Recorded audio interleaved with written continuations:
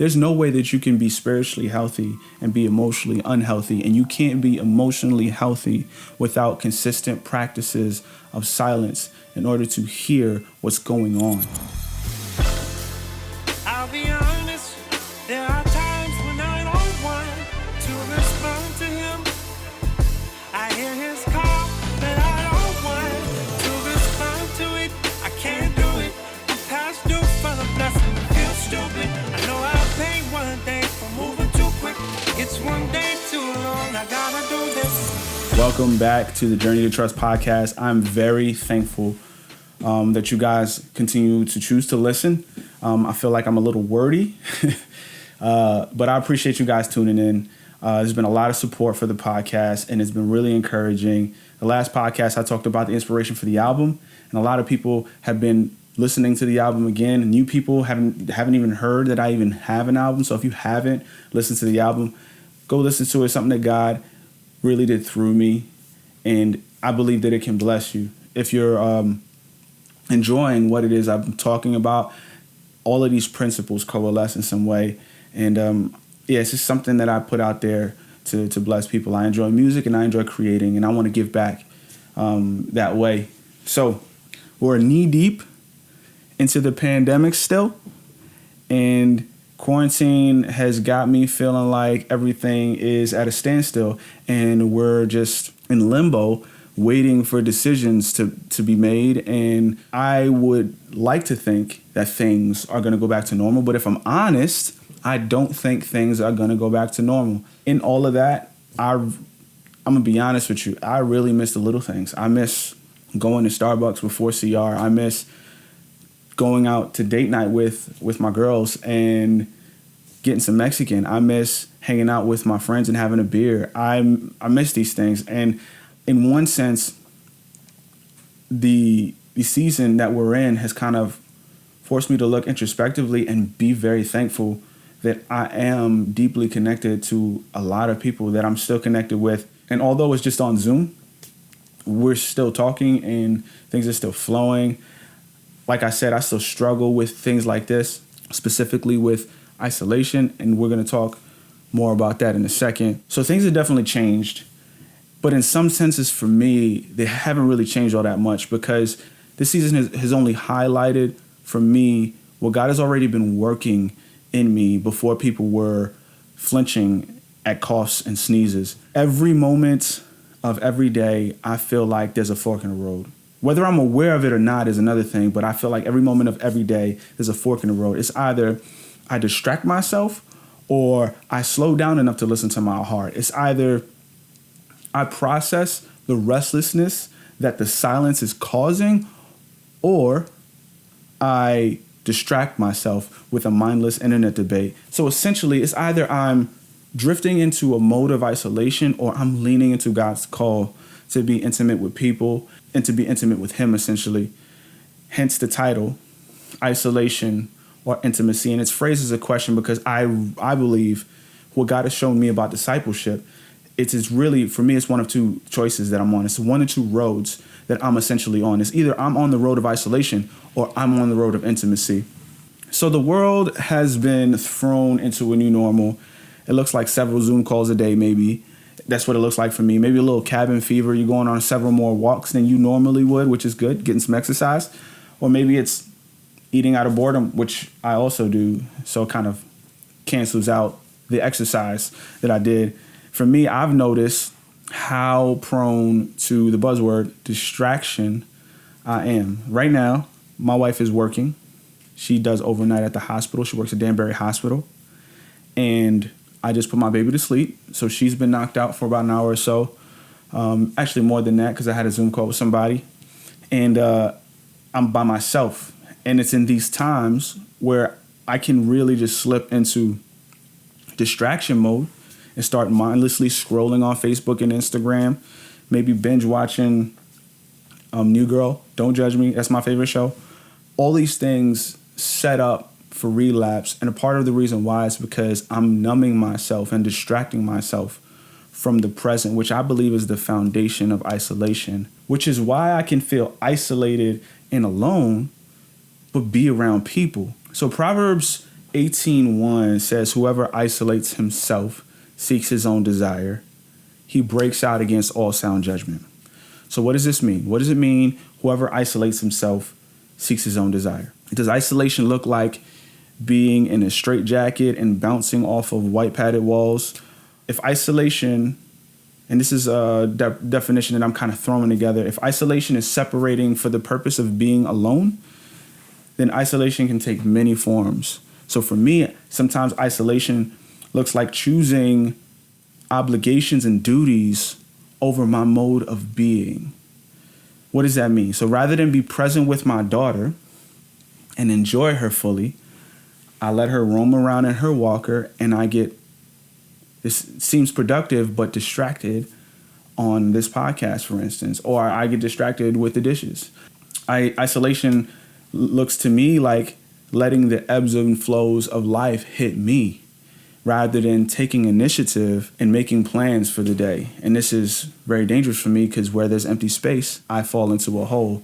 Isolation for me looks like ignoring the update that Apple gave me that my screen time just increased by like 42% because I've been on Instagram and Facebook a lot longer than I probably should have. Isolation could also look like ignoring my feelings of restlessness, of anger, of frustration, and just watching more stuff. Isolation looks like ignoring little cues that my body is giving me, like I'm more tired during the day, or I'm eating when I'm not even hungry, like straight out of boredom, like I mentioned before. Why is this isolation to me? Because I'm ignoring a God-given communication. See, God has given me feelings and receptors to communicate something to me. And when I ignore the body, which Scazzaro considers the major prophet, when I ignore those receptors, those feelings, I'm ignoring God and I'm ignoring myself, so I'm not fully present. Isolation can also be talking to my close friends strictly to meet the need for social interaction without saying anything substantial, without saying anything deep. Isolation also looks like allowing myself to prioritize time with my wife, recovery meetings online, talks with friends, podcast work, doing the dishes, laundry, and whatever else, and forgetting to spend time with God and be present with God. So just asking the question of what isolation looks like is leaning into the second choice, which is slowing down, embracing silence in order to hear my heart. I feel like this crisis has only heightened my awareness of how thirsty and needy I am for genuine connection. Like I thrive off of that stuff, and it's really, that's where it's hitting me the most, and that's why I feel like there's ebbs and flows of depression. So even before COVID-19, God was working in me to develop practices, disciplines of slowing down for what emotionally healthy spirituality calls loving union. A huge part of this, you might not like this, but a huge part of this is embracing silence to connect more intimately with God, with others, and also with myself. My journey has been one of intimacy avoidance because I've been burned by vulnerability one too many times. I've grown up believing things like emotions, aka being vulnerable, is weakness, and to succeed in the world, I have to stay strong, and I don't show all of the cards that I have in my hand. Why? Because information is power, and emotions are powerful bits of information that can control me. On the flip side of that, like I said before, my soul is literally starving for deep connection. I think intimate connections happen when I courageously and vulnerably share my full self and embrace a willing heart to accept people where they're at, not as I want them to be. And in order to experience the world the way God has designed for me to experience the world, I have to lean into and embrace vulnerability, not run from it. Intimacy is hard because it requires being aware enough of who I think I am, and also aware of who others want me to be. Intimacy requires that I slow down enough to know what I'm feeling. One of my templates on my journal is a feelings chart. I go through this sometimes daily, sometimes a couple times a week. It depends on whether or not I'm depressed and distracted or motivated and thriving. Intimacy requires disciplines like silence. This is huge for me. I need silence. And when I'm not silent and I'm allowing the noise to fill my soul, I'm more distracted and I'm not fully present. I need to slow down and listen, not just hear what's happening, but listen to the undercurrents of my soul and try to connect with how God is desiring to speak to me. Another example for intimacy is me relinquishing my agenda to listen past what my wife is saying and the information that she's given me to experience or to try to experience what she's actually going through in the moment. A lot of times I completely suck at that. Intimacy requires me exchanging my compulsion to give answers and blame for full presence and a willingness to actually enter into someone's pain. Intimacy requires confessing shameful acts to people, knowing they have the potential to hurt you. Intimacy looks like me taking joy in my daughter for who she is, regardless of whether or not she ever realizes how much my heart literally explodes with love for this little girl. So in the coming episodes, I'm going to continue to break down intimacy, and there's a lot to it, so I want to break down the different components of what I believe intimacy actually requires. So this is, I guess, a kickoff of the first real series within this podcast. So show me some grace. It's the first time I'm doing something like this. At this point, I'm going to leave you with a challenge to engage the journey by answering the following question in the comments or as you journal. What has this pandemic revealed to you about yourself that you might have been ignoring? So I'm going to bookmark this talk right there.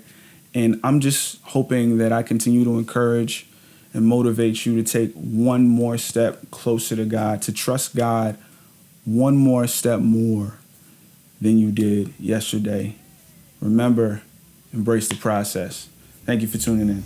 But God, your promise, it's always real and on my mind when I don't want it. You've been by my side, proving that I just don't guide it. I can't do it. It's your job to provide like only you can. I can't speak things to life, but you're fluent. You put the call on my life. I can't